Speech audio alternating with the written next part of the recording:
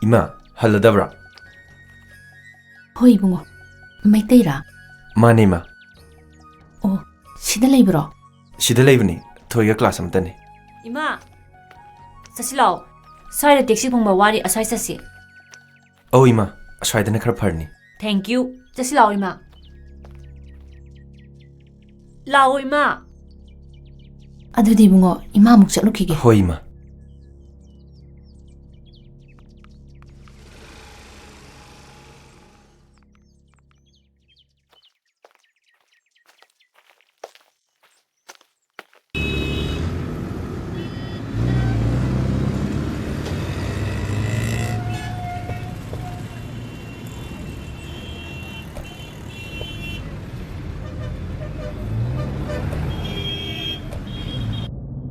Hausikin dupa masada su leibro noi giduda. Au Ima. Yumbugi mari matani hebra kaino.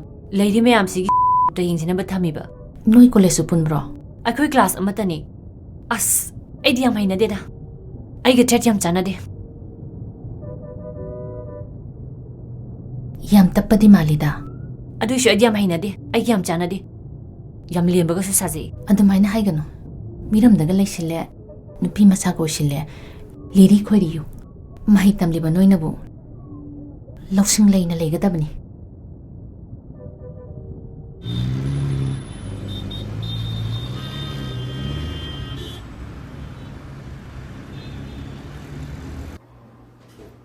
Good morning, sir. Good morning, all. Please be seated. The principal is here to discuss something important. Good morning, ma'am. Morning. Sit down, all of you. Is Rosie, Simi, and Toibi in the class?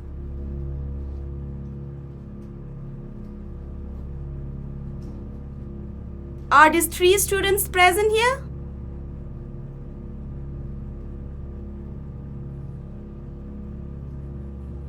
Is this manners? Principal is asking. As soon as it's possible, please stand up. I'm asking, are these 3 students amongst you? If you have heard, please stand up. Guys who are responsible, please stand up.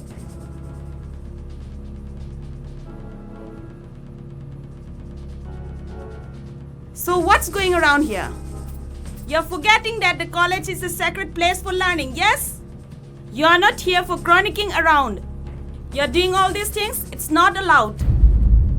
As long as I'm here, you cannot repeat all these things. Are you getting my point? You cannot do all these things, otherwise you'll be thrown out of the college. And this is my last warning to you all. Getting my point?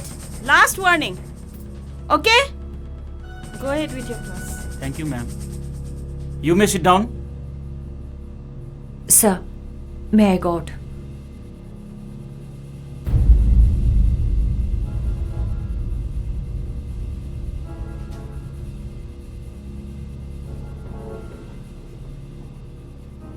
Okay, guys, so let's begin up with the previous class. Once you are in this college, you have to behave properly and follow the rules and regulations of this college. And the whole thing is that you should come to college regularly and be attentive in the class.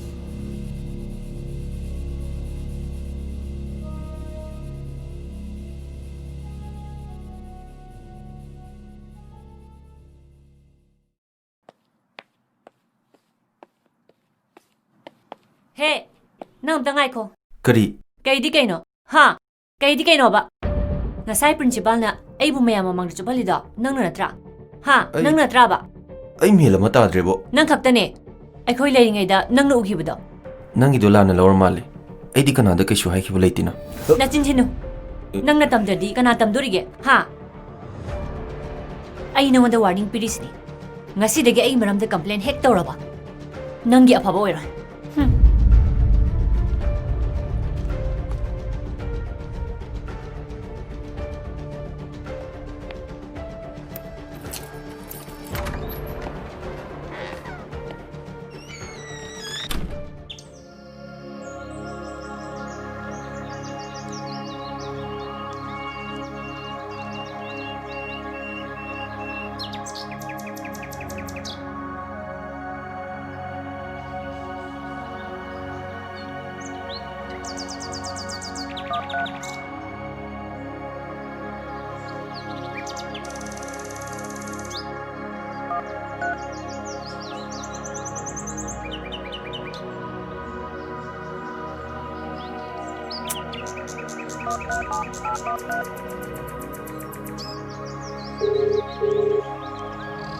Hello, Simi. Hi, Thor. Kaidino, college daira. College kamta chatreda. No nini layer chalagena. Aishu nahandegi chatri. Tanbu talleda. Yum thosran khalini. Ado, aina wanda wam ta haige. Roji do phone sungpang phangdre. Nang thangnaradi ma ai wanda phone amta taro haibiyo. Hoi hoi. Haibige.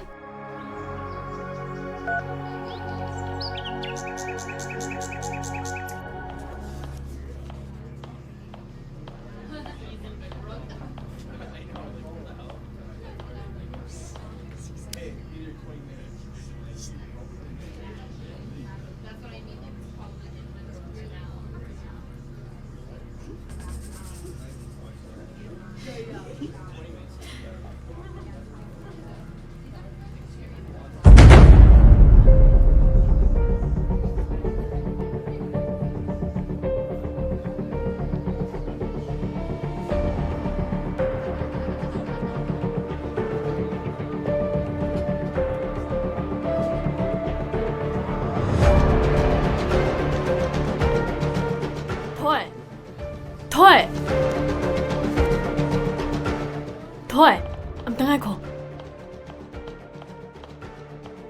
Ai na wanda wam ta sedo ke khalai se koi rabane. Nang ngasi ni nium ni college karakta bududa ayum da la ke khalamine. Kaino haigada bdo sasa thairo. Nahan gi thau to. Ai shu khalur ge am no araktre. Ta singna ma aidi nangi phana ba khalaga principal da haike bane. Oh. Hai sinadi nang magna. Oh my god. Numito. Ai nangi na nakta mula ame.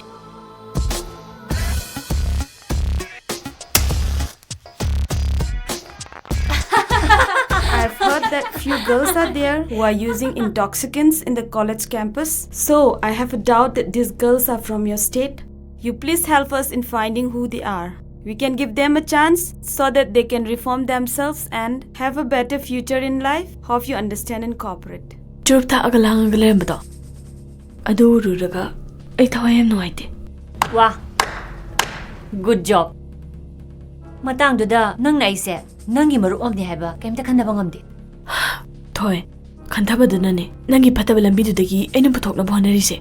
Yare taningde ai nangi wai taningde. Aduga simadi hairamge nangi ne thongning thina pangthoi ba natro. Adum pangtho. Ngasi degi nang aingonda korokono.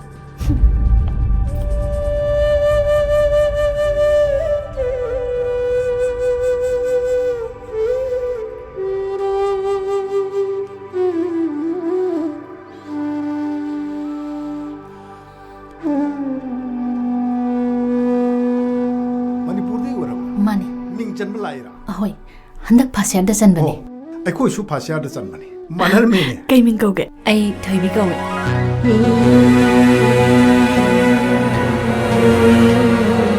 hostel phangdra mina lepham na kamai to ba Babua. Akoy uncle risi hogi dudi. koi ne adu su sin bi ai ne noi na bu yar ga di mafam du ai hai na bi ge ai da hai ba loi ya ni da ai yam nu ti number ni ma di a dubai da masai manak ta lei bani masida noi ni yar ga di ai hai na bi ge bema Kaisu kaide dusu. Ren phangdriba phawbudi. Aduna pharani tamo.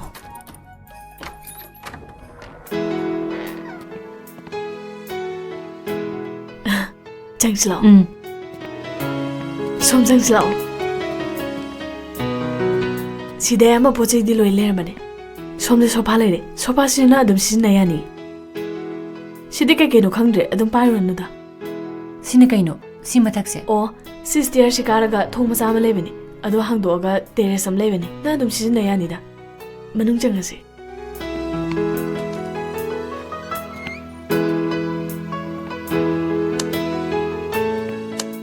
Sida kang tho leire na dum sina bayani table su sida leire tu si godres su sina bayani nakan na lai kitang yaw habane phibu kyam hapuni gi nange adum sina bayani Ado hostel phangdri paudi sida sum lei tare matam khara ꯅꯪꯅꯕꯨ ꯂꯩꯒꯦ ꯍꯥꯏꯔꯗꯤ ꯑꯗꯨꯝ ꯂꯩ ꯌꯥꯏ ꯀꯩꯅꯣ ꯑꯩꯈꯣꯏ ꯑꯪꯀꯜ ꯍꯣꯏ ꯍꯜꯂꯛꯇ꯭ꯔꯤꯕꯣ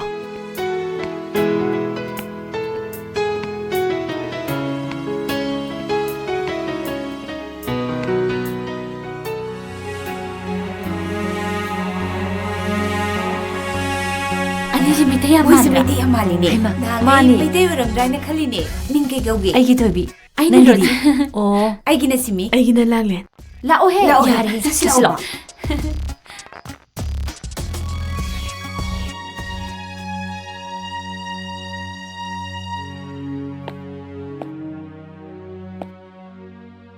이베마, 난 ngasi nasa nungaitabra kaino mut yamna hanui. Kaidorage shabu. Ha, kaidorage ba? ꯀꯩꯁꯨ ꯇꯧꯗꯦꯗ ꯄꯥꯕꯨꯡ ꯄꯥꯕꯨꯡ ꯉꯁꯤꯗꯤ ꯊꯣꯏꯕꯤꯗꯣ ꯑꯩꯉꯣꯟꯗ ꯈꯔ ꯋꯥꯔꯧꯈ꯭ꯔꯦ ꯑꯩ ꯊꯋꯥꯏ ꯅꯨꯡꯉꯥꯏꯇꯦ ꯑꯩ ꯈꯔ ꯁꯣꯏꯈ꯭ꯔꯦ ꯑꯗꯨꯕꯨ ꯑꯩꯅ ꯇꯧꯔꯤꯁꯦ ꯃꯥꯒꯤꯗꯃꯛꯇꯅꯤ ꯑꯩ ꯂꯥꯟꯗꯦ kaidonaragene. Parese, ai haigise. Isa thoibi boi pana haregal were kaino. Ipana themadi yani. Nang kaim khalu noko. Se, ai hosi chaluge. Ma puraga lake. Aduga injang ahawbo me hexamin nalore. Kaim waruno. ꯄꯥꯕꯨꯡ ꯀꯩꯝꯇ ꯍꯥꯏꯔꯨꯔꯅꯨ ꯄꯥꯕꯨꯡꯅ ꯍꯥꯏꯕꯗ ꯅꯨꯡꯉꯥꯏꯔꯔꯣꯏ ꯃꯥ ꯃꯇꯝ ꯈꯔ ꯂꯧꯖꯁꯅꯨ ꯃꯇꯝ ꯈꯔ ꯄꯤꯒꯤꯁꯦ ꯑꯩ ꯃꯥꯒꯤ ꯃꯒꯨꯟ ꯆꯞ ꯆꯥꯅ ꯈꯪꯉꯤ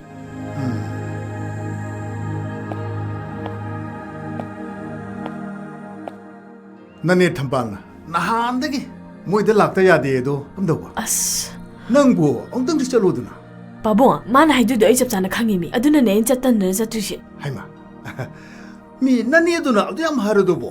Nang so ongtang chalu yaidana. Nahan su mala amani nang thinadaba. Aiko.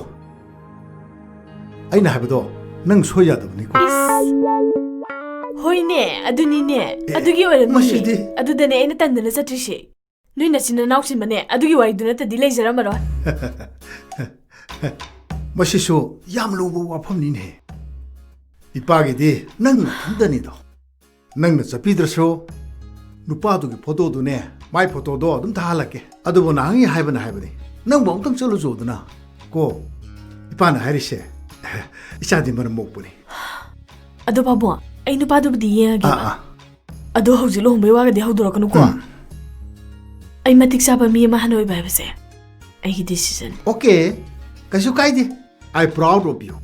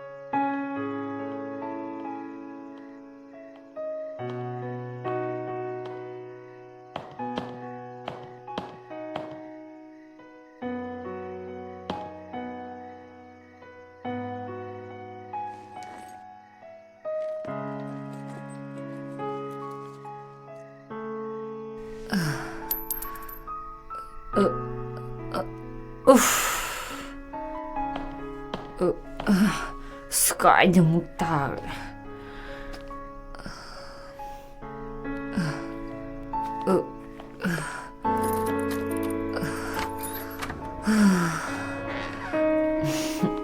Thanks. Amda ngai ko.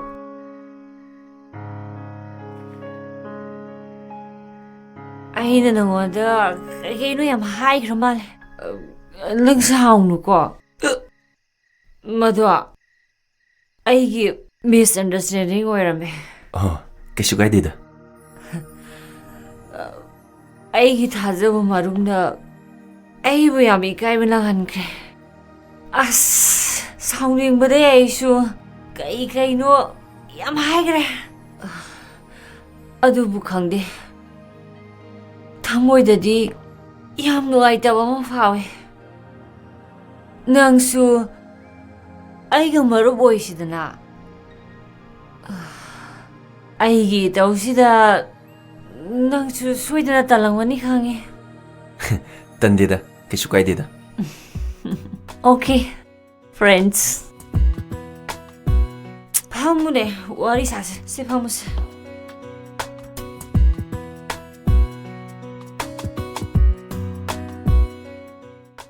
아이 강해. 낭디 아파범이네. 아이 강해. 아이도나 ngausinaba 미수나때. 낭가 이거 개나베 암래. ai faje khanglabasu nang naibu maruba moine accept tobusa masina tai nang sa thamoi am chawo mine lambido fate khanglabanina fate khangna khangna hanjin hanjin chali do kaigino habit masidani 미분 구딩나 둘이 발랑세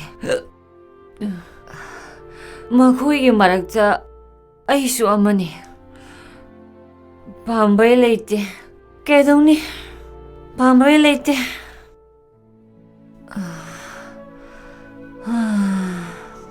오케이 I am worried 능수 상그로 땡이 Good night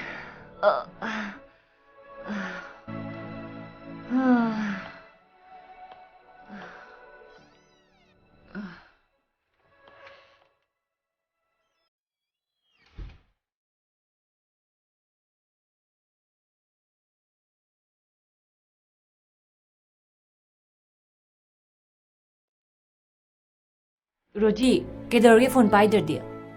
아이나 해봐 타복도 소이드는 어이도이 나트로. năng phazana hairaba natraba ai selia mathau tai ko thabak tu sayan gano ba soiroida aina fazana haikrabani aina biba address to adude chatlo aduga md do unaro hege ubagane aigi ming pallo mara thokpa tawradamni kemta waru ne bema as nang hek puna chamina di phadauba ai thaba arubam lairi adugi ne sauno yare bema nang nabu amadu na bachat borakani pare pare thammo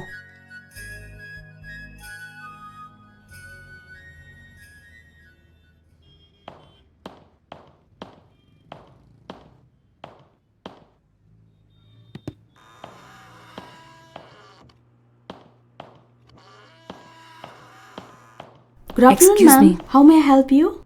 I have an appointment with GM. Give me a moment. Let me check. Okay. What's a good name? Thoibi.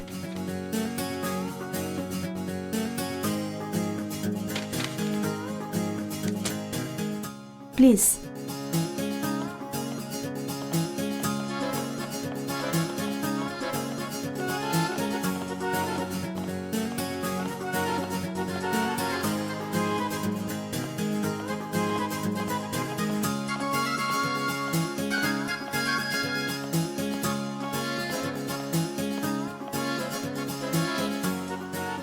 Excuse me, sir. May I come in? Oh, come in. Please have a seat. Thank you, sir. Sir, I Roji gi mama nabiduni. Oh, aduidi nang Thoibi. Hoi. Aigi biodata sida leijare. Biodata ga yengdasu yareda. Akhoi Roji na wari loi toromabani. Oh. Roji to aigi ti hek ingom chai machani. Mana kana haiman baduda aisu hek topa ngamdro. Yardi na hengde join toro. Aigi assistant oina. Oh. Yam nungaijare.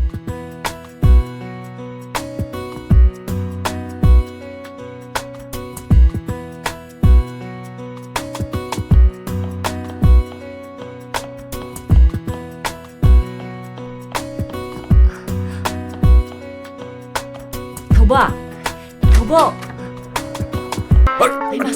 Sorry. Ow. ꯑꯁ ꯅꯪꯁꯤꯗꯤ ꯅꯣꯛꯇꯧꯔ ꯆꯪꯉꯧ ꯌꯥꯗ꯭ꯔꯣ? Okay, sorry. ꯂꯣꯏꯗ꯭ꯔꯤꯕꯣ?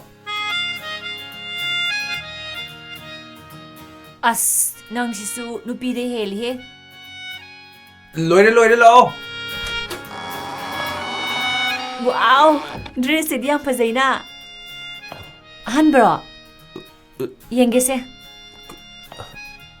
ꯑꯦ, ꯀꯩꯅꯣ ꯁꯤꯗꯤ? ꯇꯦꯛꯁꯤꯗꯁꯨ ꯂꯧꯊꯣꯛꯑ ꯂꯤꯠꯂꯨꯗꯅ. ꯑꯩ ꯂꯧꯊꯣꯛꯄꯤꯒꯦꯁꯦ. ꯑꯁ ꯍꯥꯊꯨ ꯍꯥꯊꯨ ꯇꯧꯕꯗꯨꯗ ꯎꯍꯧꯗ꯭ꯔꯦ. ꯇꯨ, ꯁꯤ ꯑꯣꯏꯗꯤ ꯌꯥꯔꯦꯗꯅ. ꯑꯗꯨ ꯑꯣꯏꯅ ꯂꯥꯛꯏꯁꯦ, ꯅꯪꯉꯣꯟꯗꯒꯤ ꯃꯇꯦꯡ ꯑꯃ ꯂꯧꯗꯕ ꯌꯥꯗ꯭ꯔꯦ. ꯑꯗꯨꯒꯤꯅꯤ. ꯀꯩ ꯃꯇꯥꯡꯒꯤꯅꯣ? ꯑꯩꯅ ꯉꯝꯕ ꯃꯇꯦꯡ ꯑꯣꯏꯔꯗꯤ ꯑꯩ ꯑꯗꯨꯝ ꯄꯥꯡꯒꯦ. ꯅꯪ ꯁꯣꯏꯗꯅ ꯉꯝꯅꯤꯗ. ꯑꯩ ꯄ꯭ꯔꯥꯏꯚꯦꯠ ꯑꯣꯐꯤꯁ ꯑꯃꯗ ꯊꯕꯛ ꯇꯧꯔꯤ.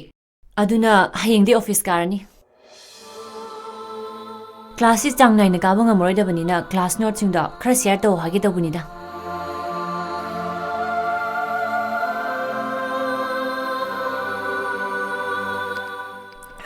ꯀꯩꯅꯣ ꯇꯨꯃꯤꯟ ꯂꯩꯗꯨꯕꯣ?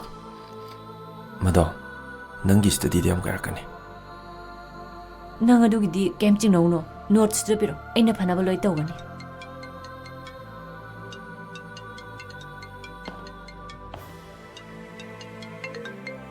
Hello? Oh, sir. ꯇꯥꯕ꯭ꯔꯣ? ꯍꯜꯂꯣ ꯇꯥꯕ꯭ꯔꯣ? Hello, sir. Oh, tayo. Ah.